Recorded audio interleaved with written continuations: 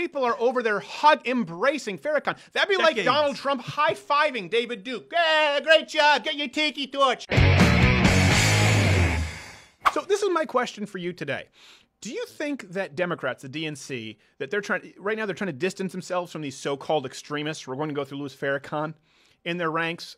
Do you think they're trying to distance themselves more recently? And is it even possible, considering that these extremists are some of their most important figureheads? Like, what does a moderate DNC look like?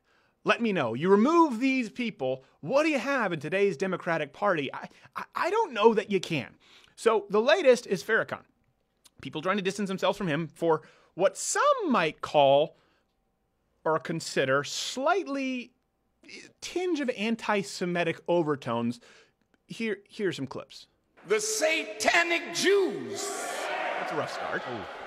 That control everything and mostly everybody.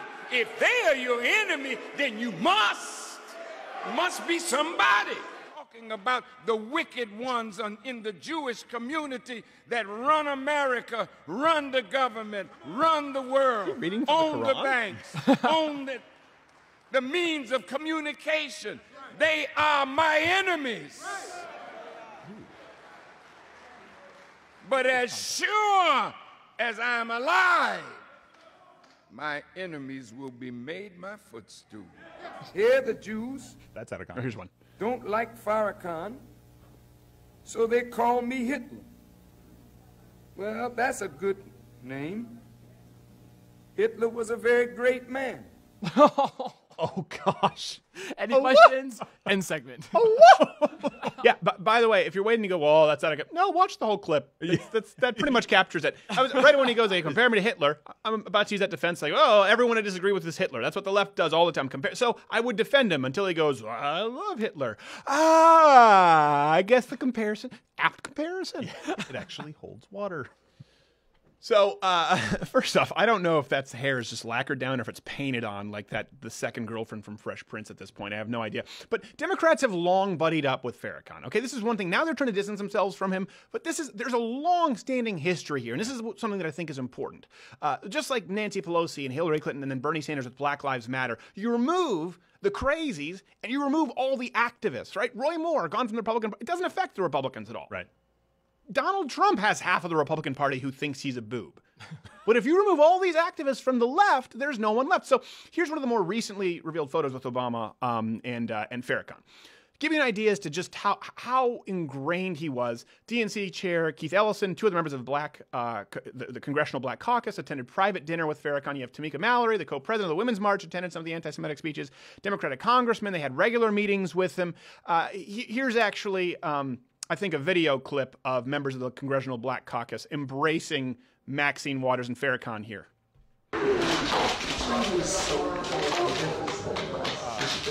It's not exactly just a meet and greet. Those are pen pals.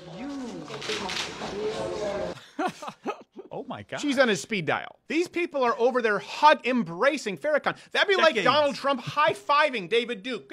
Great job, get your tiki torch. This is how bad it is. So by the way, hey, notification, click the bell if you're watching on YouTube because subscribing doesn't mean anything now. So click the bell in the top left there in case you want to hear about our new videos. So Democrats now, they're trying to distance themselves from Farrakhan. But they've been bedfellows with these people for a long time. It's not only Farrakhan. So Al Sharpton has obviously been in hot water recently for his, I guess, anti-Semitic remarks. So it's hard to know if he made genuinely anti-Semitic remarks or if he just had another stroke reading the teleprompter.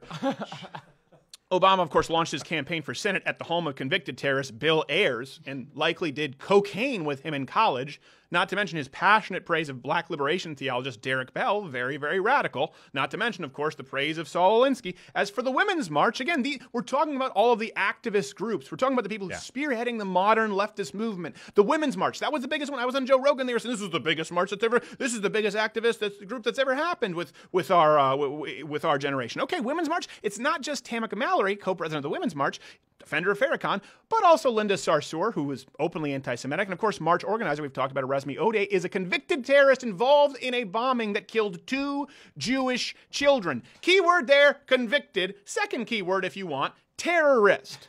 You know what? Killed 2 Jewish children. 5 keywords. Yes. I think.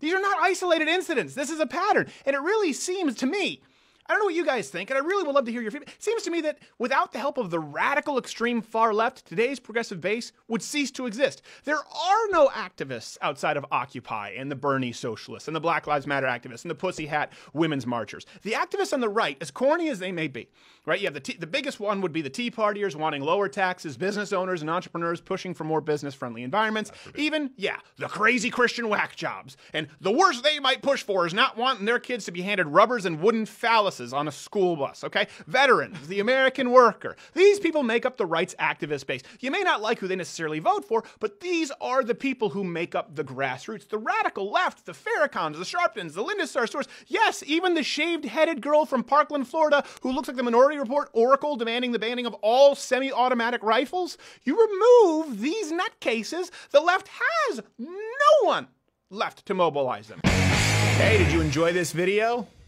Here's the thing, you're here, this is the end of it, so we don't care because you already watched it, but if you really didn't like it and you want to justify it, leave a comment below telling us why you didn't like the video. And if you liked us, let us know, and subscribe to the channel, because that lets the overlords at YouTube know that, you know what?